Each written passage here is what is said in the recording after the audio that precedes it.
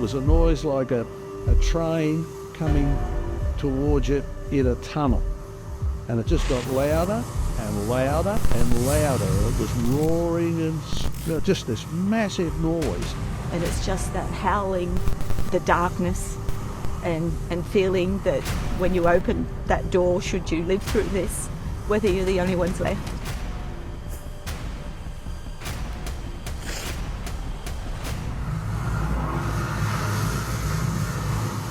It's that noise, it's the sirens prior. A cyclone is imminent. That terrifies me, you know, it terrifies me now and it did then. It never, ever, ever leaves you, that sound. And it was relentless and it just kept on going and going. The noise of the wind was horrendous. I'll never forget it. The sound was just horrifying.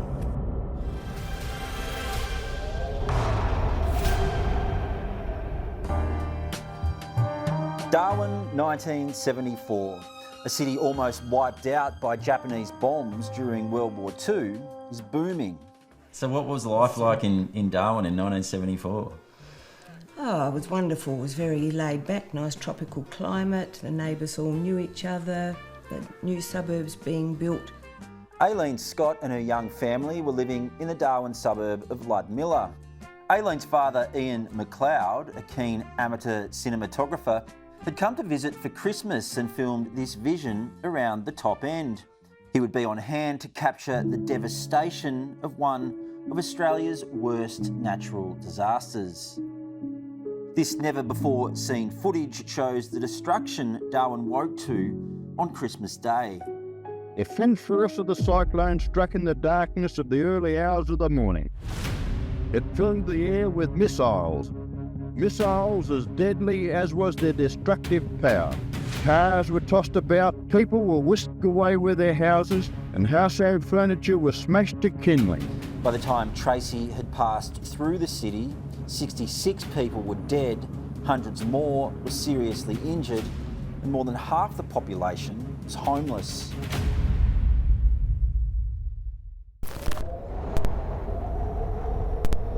We present this advice from the Darwin Weather Bureau and the Northern Territory Emergency Services Organisation as a community service for top-end listeners. A cyclone is imminent. It came down north of the Tiwi Islands and everybody expected it to just continue down to the west, but instead it came around the end of the Tiwis and then barreled straight in virtually towards Darwin. Direct hit. Yep, direct hit. When it hit Darwin, Cyclone Tracy was the smallest cyclone ever recorded. Gale force winds extended just 48 kilometres from its core. But it was also the most destructive Australia has ever seen, a direct hit with devastating consequences. Official records say wind gusts from Cyclone Tracy reached 217 kilometres an hour. That was before the recording instrument at Darwin Airport malfunctioned. Whatever the actual speed, it's the noise survivors will never forget.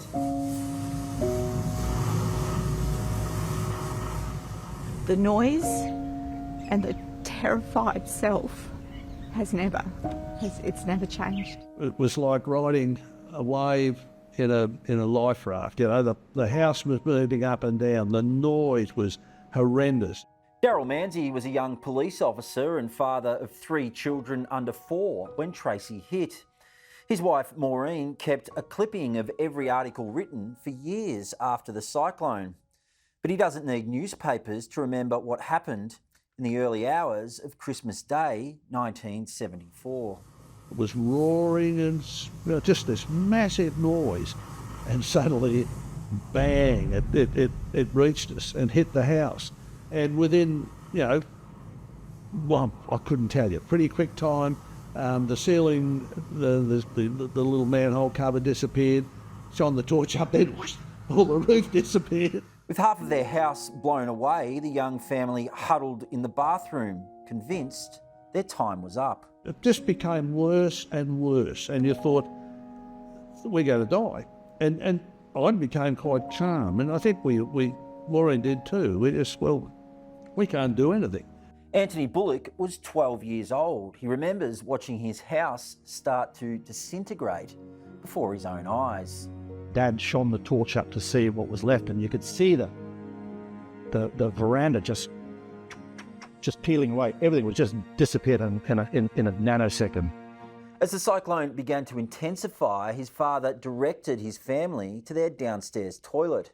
Unbeknown to me, that the downstairs toilet was locked, and Dad goes, "The key, you got to get the key to downstairs." As I grabbed it, turned around, that bottom end of the kitchen just exploded out. It just disappeared.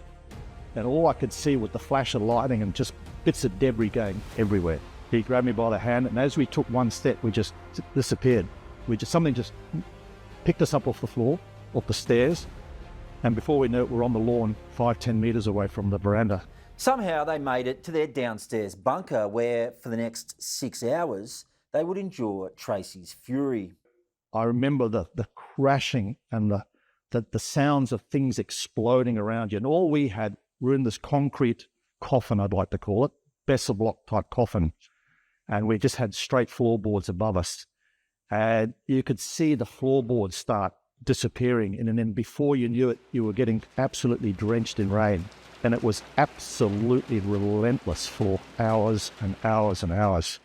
This monument is made from steel girders that were taken from a house that was completely destroyed in Darwin's northern suburbs. If you look at it, you can see the ferocity of the winds and the damage they caused. Steel beams that are literally bent like they're pieces of spaghetti. Residents huddled inside, many convinced their next breath would be their last. I could see my father's eyes, I could see my mother's eyes, I could see we're in really, really bad place now. She just started praying, and I thought, I don't know what to do. This is the first time in my life I actually thought of what death could look like. This is what it's going to be like. I didn't know exactly what was happening outside other than hearing everything going on. So, of course, you feel like you're the only people left on the earth. Sharon McAleer was also 12 when Tracy hit. She remembers her neighbour's house being picked up and crashing through her own. It came through, smashed all that front of the house, and it's a brick house. For many survivors, it was decades before they could talk about the horror of the night before Christmas. And it's just that howling and the darkness and feeling that when you open that door, should you live through this, whether you're the only ones left. Hearing the stories of people that had lost their houses and that were out there in amongst it and were injured or didn't live the night. That terrifies me, you know, it terrifies me now, and it did then, because it's always the what ifs. I don't think I could bear to hear that noise again. Just horrendous. It's frightening, really, really frightening. Charlie King was one of 12 members of his family who bunkered down at his sister's house in the northern suburbs. The noise that you heard was just frightening. And there were 12 of us together, some little kids amongst us. My wife was with me, she was 8 months pregnant. We were so worried about everything. Went and got some big mattresses, double bed mattresses, leant them up against the wall and got in behind them. I mean, thinking about it now, I get emotional every time, because it just imagine it just goes on for hours after hours. We were so afraid that that roof, as it kept lifting and dropping and lifting and dropping, that it was going to blow away. And we knew that if it blew away, the walls would come down. Some houses, remarkably, remained standing. Many were not so lucky. A couple of houses up from us, where the family was living, they went to rush out during the cyclone, and the mother forgot her handbag and ran back into the house to get it and came out and got hit with a sheet of iron, and she died.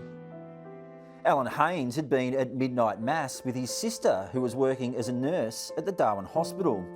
As they rushed home from the service, he realised he wouldn't make it back to his unit in the northern suburbs. So he spent the night at the hospital's nurses' quarters, helping staff to safety. As they gathered in one room, they realised one of the nurses was missing. A group of us crawled along the corridor floor to her room and managed to get her out. The windows in her room blowing in. The mattress she was hiding underneath an upturned mattress, and she was scared. As Tracy's eye cast an eerie calm over the city, Alan ran to help sick and injured patients at the hospital. It was a 3-storey building. The roof had gone and the walls were falling in on the top floor. You choose to not really remember some of the detail because it wasn't good.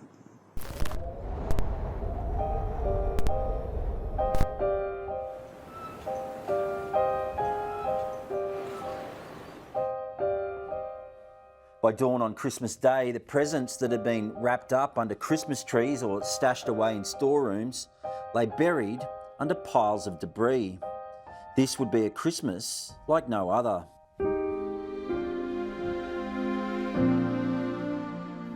One that still lives in the memory of those who survived to witness the carnage caused by Tracy's might. Mine, I feel over time now, is a survivor's guilt, because I'm like this for, 48 Christmases is what I'm like at this time. Walls had been ripped from houses, steel power poles were bent like plasticine. Cars and caravans were tipped upside down. Planes, although well tied down, were skittled like ninepins. The first thing I saw in the morning was an entire house, complete. It had just been picked up and put down. Rob Wesley Smith walked out of his unit at dawn on Christmas morning. These are some of the first photographs taken of Tracy's destruction.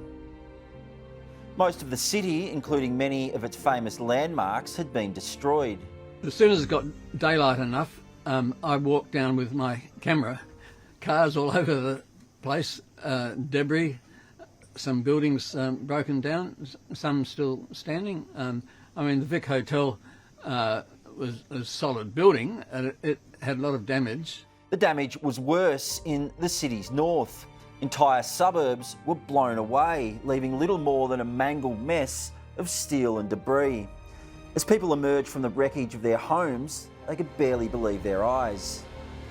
I said, Dad, there's nothing left. He goes, what do you mean there's nothing left? Isn't that bullshit? He goes, there's nothing. I said, Dad, there's nothing out here. It's gone. Everything's gone. When I first looked out the window, I just thought, I said to Maureen, I think we're the only ones alive. Residents examined the scale of the damage, houses with walls completely blown away. Many elevated homes were left with nothing but the floorboards, or dance floors as they came to be known. This is all that was left of Aileen Scott's brother's house. Their house imploded on them and they climbed down the plumbing to get underneath their house and into their car. They thought they were the only people alive in their area. It was just so much devastation. And then gradually a neighbour's head popped up here and popped up there, and they realised they weren't the only people alive. People wandered through the wreckage doing their best to salvage anything that wasn't completely destroyed. How much is left of your home? Very little of the home, but thank the Lord we were very fortunate. We were able to salvage quite a few things. Whether they're workable or not, it's a different thing. But to wake up on Christmas morning and it looked as if a bomb had hit Darwin.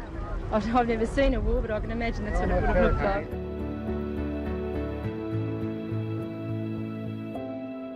Cyclone Tracy destroyed 80% of the houses in Darwin and 70% of its buildings, including here at the Old Town Hall, the remnants of which have been left as a reminder of the devastation of this killer storm. By the time Tracy had passed through Darwin, 25,000 of the city's 47,000 residents were homeless. But the buildings weren't the only things destroyed. Tracy wiped out almost all of the city's critical infrastructure. There was no power, no running water, and almost no communication with the outside world. For Alan Haynes' mother in Adelaide, it would be a week before she knew her children were alive. She'd actually written a letter to us. And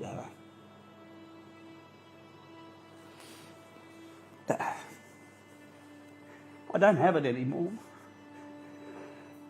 But it was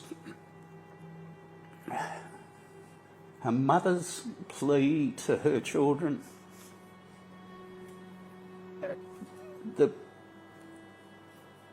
thank God, or please God, we'll all be okay. And we were. The 66 people killed in Cyclone Tracy are remembered on this plaque at Darwin's council headquarters. Those who survived did so with a lot of luck and more than a few prayers.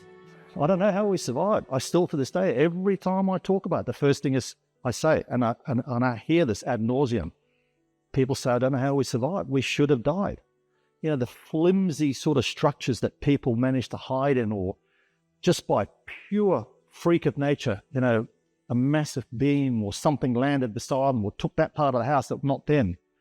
But we've got to remember that, you know, at least 66 people didn't make it that night. As residents slowly rose from the piles of debris that had once been their homes, they congregated at local schools. Thoughts quickly turned to a new danger as the threat of disease loomed large. Clean water was transported by any means available.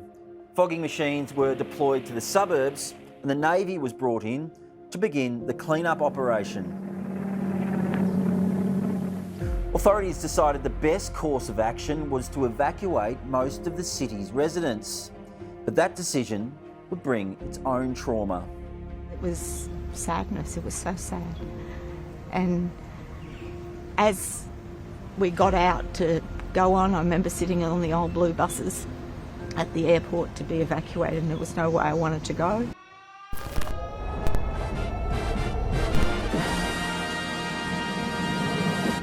Good evening.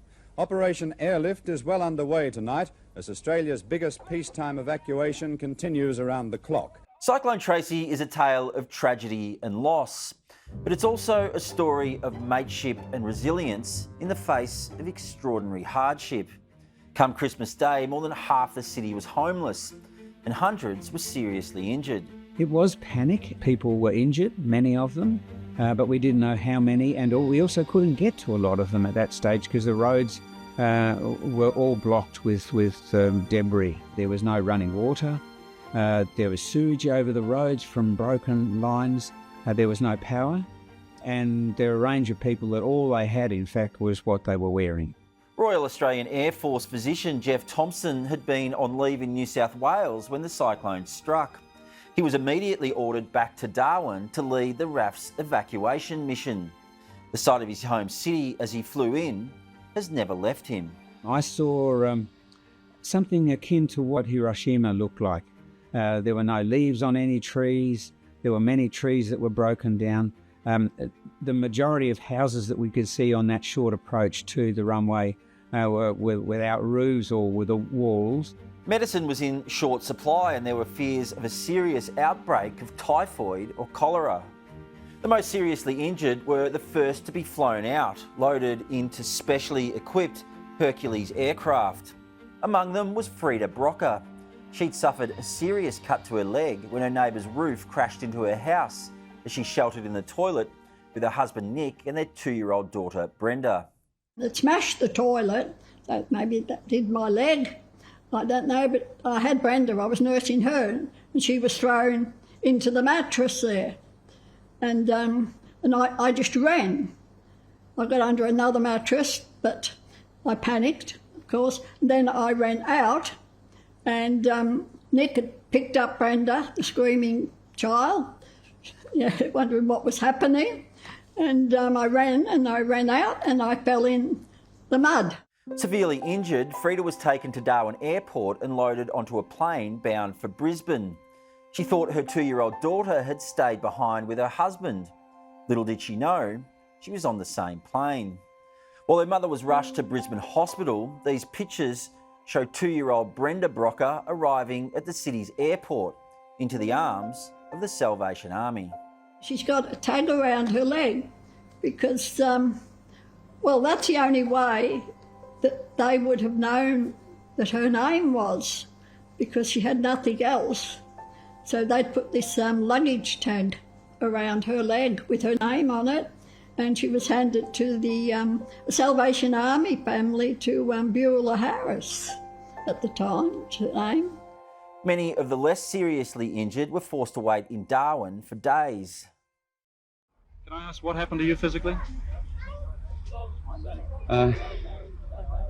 Yeah, we sort of huddled in our toilet in the house that we were in, and as it blew apart, something slashed through my arm, and I've been in hospital ever since. What about the wife and kids? Miraculously, they're fitting well. You know where you're going? Melbourne, I hope. How many in the family? I've got 6 children. And what about this particular baby? This baby's just come out of the hospital. She's 2 weeks old and she was a month prem, and she had to be taken out because the hospital hasn't got the facilities for them. No water, they're nearly out of water, so they have to take them out. For some, the wait to get out seemed to take forever. How long have you been trying to get out? Oh, quite a few hours now. Do you feel sad about leaving Darwin? Yes, I do. I'm sad about a lot of things. This is really unbelievable, isn't it? Well, it's certainly quite an experience. Sure, can you explain just what is happening right here in the arrivals terminal? Well, at the moment we've got people coming through, as you can see, from the planes, and they're being paid their social security benefits at the terminal as they disembark from the plane. And the setup here is basically to give them any essentials that they need to see them for the immediate moment, and then we're taking them through with their luggage and arranging transport outside at the door to wherever they need to go, interstate or local. It's free phone calls, taxis, buses, the whole works. For Frida Brocker, this army would literally be her salvation. The Fishley family, who her daughter would later come to call Nan and Pop, took in 2-year-old Brenda and loved her as their own until she could be reunited with her mother. They brought her in, and they'd made some clothing for her and everything, and they just were wonderful. Cyclone Tracy caused the largest peacetime evacuation this country has ever seen. More than 25,000 people were flown out of Darwin in either civilian or military aircraft. Almost 10,000 more left by road. The women, they potentially were leaving their partners behind. Some of those people actually left dead people behind. So the trauma of that it's just incredible to watch. Some survivors never came back. For those who did, the scars of Christmas 1974 would last a lifetime. For a doctor, I guess the medicine is might be described by other people as horrific, but to me, it was the unbelievable emotional trauma of the whole thing. You know, people were confused. I think I said to somebody recently, we had Aussie men racing up into each other in the streets when they realised, and giving each other an enormous hug and saying, "Thank Christ you're alive." What's the situation up there at the present time? Desperate. Very bad, is it? What have you lost? We've kept our house, but we've lost everything else. My family's lost everything. Will you be going back to Darwin yourself? I hope so. One of these days, very soon. You hope. Is this your little baby? Yes. Where's your wife? Prince of Wales. She came down, yesterday or something, did she? Christmas Eve, Christmas Day she left. I see. She arrived, Boxing Day here. How's the little baby at the moment? No worries, I completely unaware. Oh, beautiful. Boy or a girl? Boy. Boy? Michael. You must be dreadfully upset to be away from your wife at this particular time. Well, I'm glad she's out, and I didn't know she was really cooked up until about 5:30 last night when I got through to her parents in Alice Springs. Mm-hmm. What is it like up there at this moment still? She can't decide.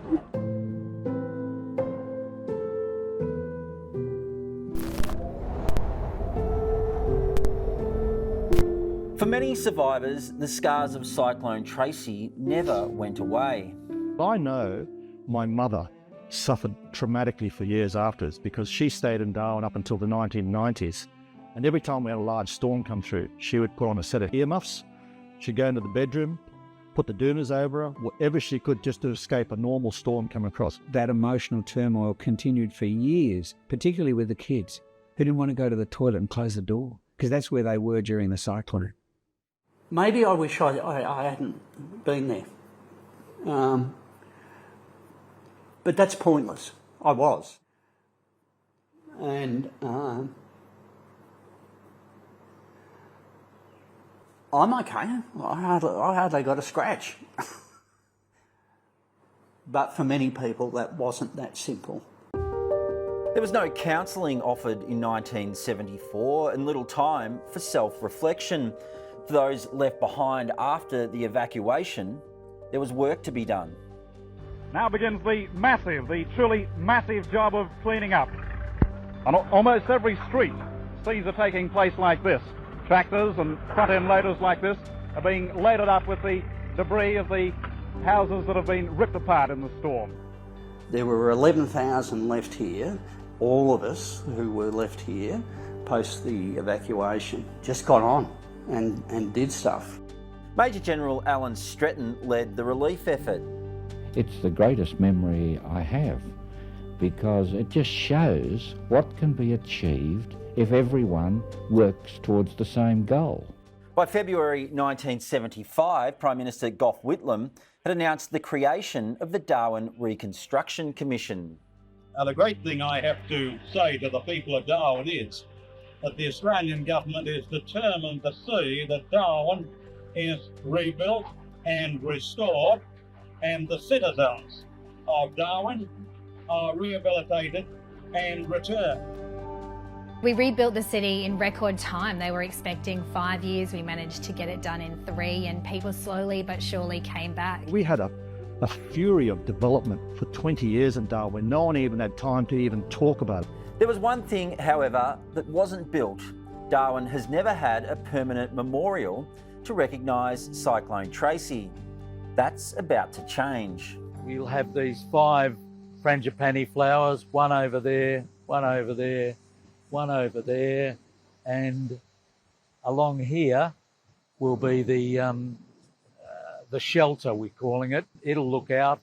Richard Creswick is the chair of the Remembering Cyclone Tracy Committee. He's standing at East Point, where Tracy first crossed the coast. That's why we've selected this particular point as the place for a suitable memorial, a memorial that people have wanted for 50 years, really. Early this Christmas Day, hundreds of survivors will gather for the official opening and to reflect on the day that changed their lives forever. People want some place where they can gather, think, contemplate, commemorate, and just think about what Cyclone Tracy meant to them. This commemorative event on Christmas Day is going to be so important to so many people. I think there's going to be a lot of old lost souls. In the immediate aftermath of Cyclone Tracy, there were questions about whether the city would even be rebuilt on its existing location. Thankfully, it was. Tracy led to improved construction standards, and today Darwin is a thriving, vibrant tropical city, home to more than 150,000 people. Our people are determined, and since that time we've continued to grow as a beautiful city, and I look forward to seeing that continue into the future. As you look over the city today, it's hard to believe that 50 years ago, this was a scene of complete and utter destruction. Cyclone Tracy is a story of trauma and loss, but it's also a story of hope and compassion. A story of how Australians from all corners of the country stopped to help the residents of a broken city in its hour of need. And it's a story of resilience, the residents of this frontier town who suffered unimaginable pain but dusted themselves off and fought through adversity to rebuild this beautiful place they call home. I'm an optimist, and I'm perpetually surprised how this community has managed to deal with all of this and produce a place that is as bloody wonderful as it is.